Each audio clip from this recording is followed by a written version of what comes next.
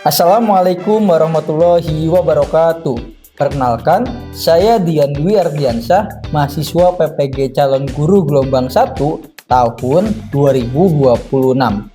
Pada video kali ini, saya akan mempresentasikan sebuah peta pikiran atau mind map tentang perbandingan antara pembelajaran mendalam dan pembelajaran dangkal, di mana video ini dibuat untuk memenuhi salah satu tugas mata kuliah pembelajaran mendalam dan asesmen dasar. Pernah tidak kalian mengalami belajar yang hanya fokus pada menghafal materi saja? Misalnya menghafal rumus-rumus matematika, menghafal definisi, atau menghafal teori-teori. Bahkan hafalan tersebut dilakukan hanya untuk menghadapi ujian. Setelah ujian selesai, materi itu pun biasanya seringkali langsung terlupakan.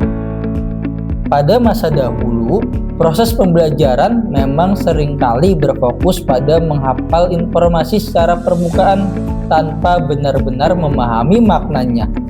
Pendekatan seperti ini dikenal dengan istilah surface learning atau pembelajaran dangkal. Namun, di era pendidikan saat ini, pendekatan tersebut mulai mengalami perubahan. Pembelajaran tidak lagi hanya menekankan pada hafalan, tetapi juga harus mampu membantu murid memahami konsep secara bermakna. Pendekatan ini dikenal dengan istilah deep learning atau pembelajaran mendalam. Melalui peta pikiran atau mind map ini, saya akan menjelaskan terkait dengan perbedaan konsep, karakteristik, serta contoh aktivitas pembelajaran antara yang mendalam dengan yang dangkal. Pertama, yang mendalam. Coba kita lihat di mind map ini. Secara definisi, pembelajaran mendalam merupakan pendekatan pembelajaran yang menekankan pada pemahaman yang bermakna melalui proses refleksi serta penerapan pengetahuan dalam kehidupan nyata. Dalam pendekatan ini, murid tidak lagi hanya menghafal materi, tetapi benar-benar memahami konsep dan mampu menggunakannya untuk memecahkan masalah di kehidupan nyata. Pembelajaran mendalam memiliki beberapa prinsip, yaitu berkesadaran, bermakna, dan menggembirakan. Berkesadaran artinya murid memahami apa yang dia pelajari, mengapa hal tersebut penting untuk dipelajari, serta bagaimana penerapannya. Lalu untuk bermakna, artinya itu materi pembelajaran dikaitkan dengan pengalaman serta kehidupan nyata si murid.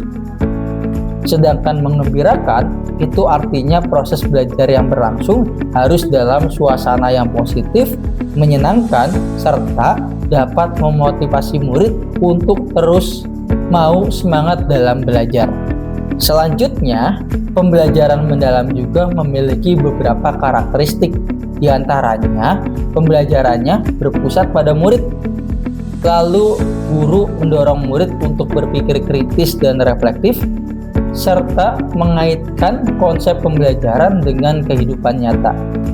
Selain itu, proses pembelajaran juga melibatkan suatu diskusi yang aktif, bisa juga dengan eksplorasi dan pemecahan masalah, sehingga dapat menumbuhkan rasa ingin tahu, kreativitas, dan kemampuan kolaborasi si murid.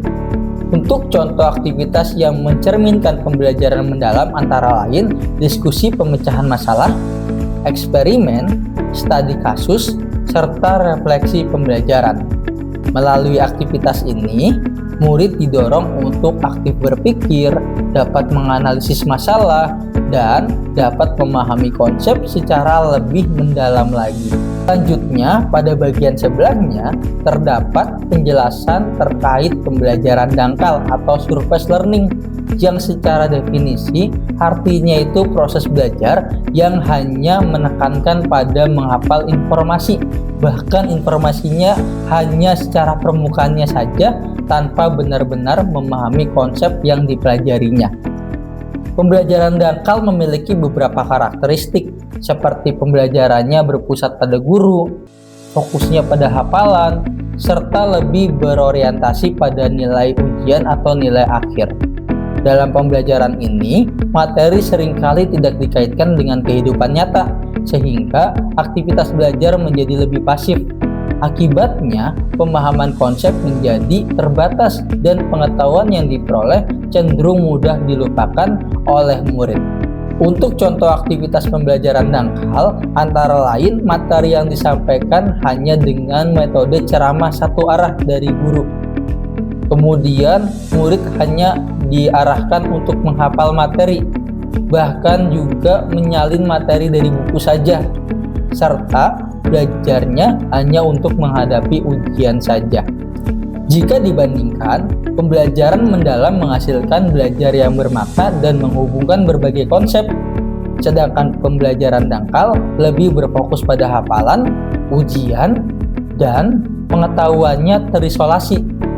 Oleh karena itu, dalam praktik pendidikan saat ini, guru diharapkan mampu merancang pembelajaran yang mengarah pada pembelajaran mendalam, sehingga murid tidak hanya mengetahui suatu konsep saja, tetapi juga mampu memahami, menerapkan, dan mengaitkannya dengan kehidupan sehari-hari. Sebagai calon guru, pemahaman mengenai perbedaan antara pembelajaran yang mendalam dan dangkal sangat penting agar kita dapat merancang pembelajaran yang lebih aktif, bermakna, dan berpusat pada murid. Demikian pemaparan mind map atau peta pikiran dari saya. Kurang lebihnya mohon maaf. Terima kasih atas perhatiannya. Wassalamualaikum warahmatullahi wabarakatuh.